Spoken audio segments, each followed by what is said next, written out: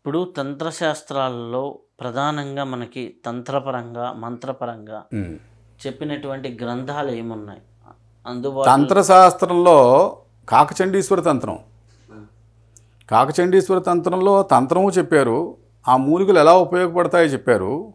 తర్వాత మూలికా విజ్ఞాన తంత్రం అని ఒకటి ఉంది. అది ఇప్పుడు పుస్తకం ప్రింటింగ్లో ఉందో లేదో తెలియదు, నా దగ్గర ఉండేది. మొత్తం మూలికలన్నీ అందులో వచ్చాయి. ఈ ఈశ్వరి, ఈ భ్రమరమారి, ఈ ఉత్తరేణి, తర్వాత అదేంటి తెల్లజిల్లేడు, దానిమ్మ, నేరేడు, మారేడు, టేకు, ఇలా ప్రతి వృక్షంతో చెప్పుకుంటూ సో సువర్ణతంత్రం అని ఒకటి ఉంది కదా, స్వర్ణతంత్రం. మాలీజీ, ఎవరో దత్తమాలీజీ ఆయన పేరు ఏదో ఉంది, ఆయన రాశారు ఆ పుస్తకం. అందులో ఒక్కొక్క మూలిక వల్ల బంగారం అవుతుంది. చాలా మూలికలు బంగారం చేయగలిగే శక్తి ఉన్నాయి. అన్ని మూలికల వల్ల బంగారం అవుతాయి.